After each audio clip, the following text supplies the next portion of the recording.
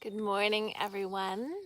Welcome to Tuesday Tea Time. We've got Ari and Ocasio grazing in the pasture, and Atlas as well.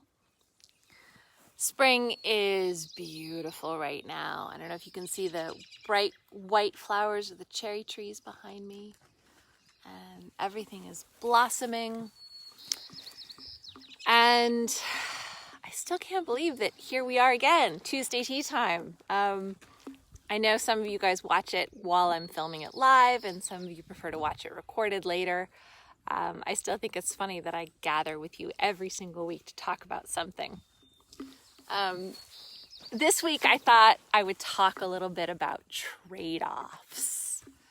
I just got back from a clinic this weekend, and I had a really, really good time.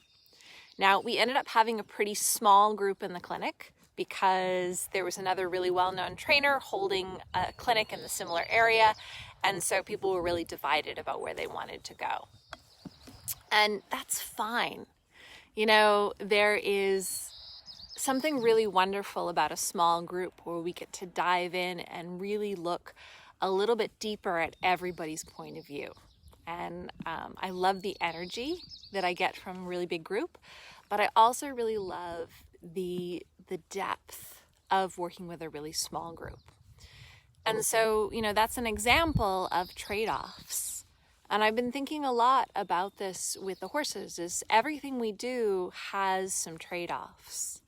So, you know, here we are, we've got Atlas and Ari.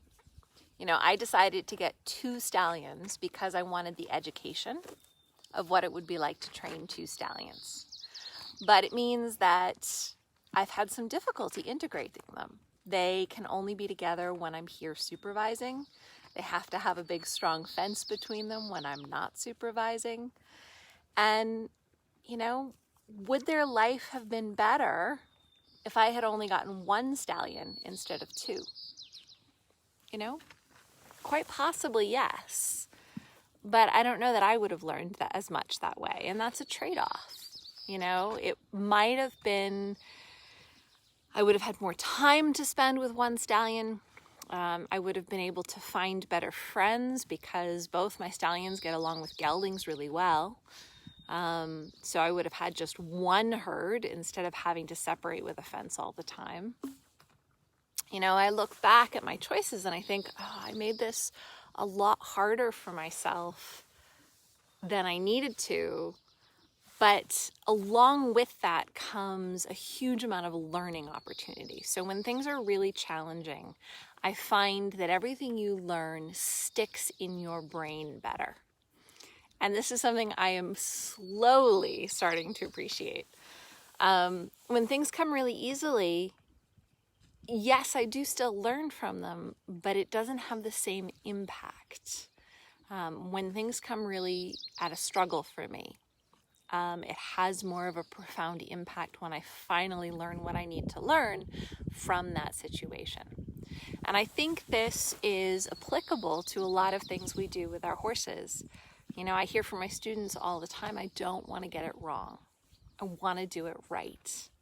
And I commend you for that. That's great. Horses will enjoy spending time with you more if you get it right. But if you get it wrong, the things that you will learn, the value you get from getting it wrong and then figuring out how to get it right afterwards is really profound. And it's worth a lot. So don't undervalue that. You know, Atlas and Ari here, they've been so calm and relaxed with each other for the last couple of days that I've been home. You know, I'm almost feeling, well, maybe they could live together now. I'm not quite ready to test that theory yet, but, you know, maybe I've learned enough that we will get to the point where they can live together. I don't know yet. I'm still sorting through that one. Yep. Observe, respond, assess. Exactly, Rebecca. We have to get things wrong in order to get them better next time. If we always get them right, we will steadily improve. And that's a beautiful way to learn too. Like, that is my favorite way to learn. I'll be honest. I would rather just keep getting better and better and better at this training. But if I don't observe what happened, take an action, and then assess what I'm going to do next time. So now the other thing that I thought I'd bring up is, it's springtime.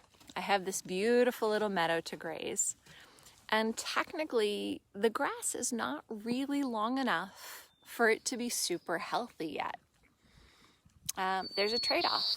I am not willing to keep my horses off the grass until it's fully long enough to eat.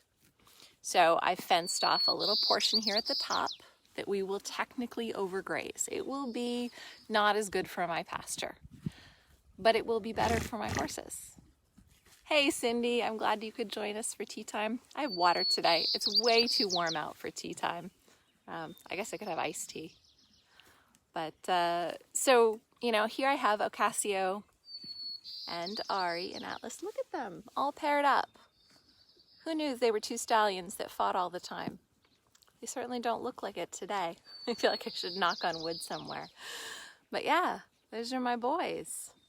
And, being out here on the grass is a really good way to help horses that maybe had problems in the past lower their stress so they don't have problems in the current situation. Hello, Sally. Hello, Regina. So, this trade-off here where my grass is not really long enough to be super healthy grazing for this pasture, I am sacrificing that. I'm sacrificing that for the good of my horses. So we see Ari and Atlas here in flow, in harmony, peacefully together. This is really valuable to me. And it's honestly more valuable than having my pasture be perfect.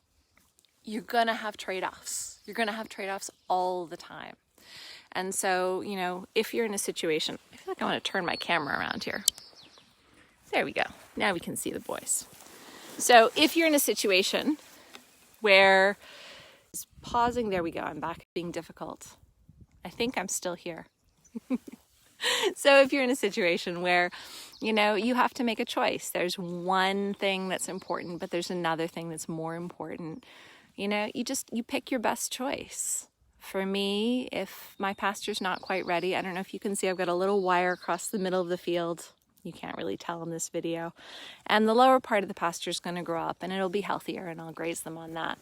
The upper part of the pasture is going to be a little bit sacrificed. So I've been thinking about trade-offs and, the trade-off of having stallions versus having geldings. Okay, so at some point I will geld these boys. I'll geld Atlas and Ari. And I think that their lives will become better because they will be able to live in bigger pastures. They'll eventually be able to live in mixed herds. They're not breeding stallions. They're not breeding quality. There's no reason they need to have all those extra hormones that a stallion has and be limited by that. Now, having said that, it's a trade-off because I really enjoy working with the emotional intensity of stallions. I find that very interesting. I find it very dynamic. Not having to get the surgery, that seems easier in the short term. So for now, I'm really happy having them both stallions. I have a good place for them to live. It's safe. Pastures aren't quite as big. I can't put them down in the really big pastures this summer for a couple of logistical reasons, so they're going to have to live here at my house for a little bit longer. It's not the end of the world. It's just a trade-off. I think it'll probably be next spring that I geld them because I want to do it at the time that seems like the best time for everybody's health and well-being. But I want to bring that up. I don't have stallions because I think they should be stallions. I have stallions because it's fun for me. And I think given all the trade-offs, I think they're quite happy being stallions right now. In a year or so, I think if I look at all the trade-offs, they're going to be happier if they can have bigger lives, go more places, live with other horses, have a bigger social experience, all of those things. So yeah, exactly, Rebecca. Rebecca says, I like this idea of trade-offs when considering the human agenda versus the horse's agenda. What's good for me? What's good for you? Where's the middle ground? Exactly. And so I guess that's just what I wanted to talk about today for tea time. If you are facing a trade-off of any sort, and maybe that trade-off is whether you use more tools to do training or less tools like I do, that's a trade-off too. You know, how long is it going to take you to train? Do you like the slow road? Do you want the faster road? All of that's valid. And, you know, you might sit down with a good friend over a cup of coffee or a glass of wine and lay it out. What are the trade-offs? Why would I do one thing versus another thing? What is the best course of action given my situation and my horses? So those are my thoughts from San Juan Island. As you can see, it's a beautiful spring day. I'm going to go play with the horses. And that's hello from Alice and Ocasio and Ari.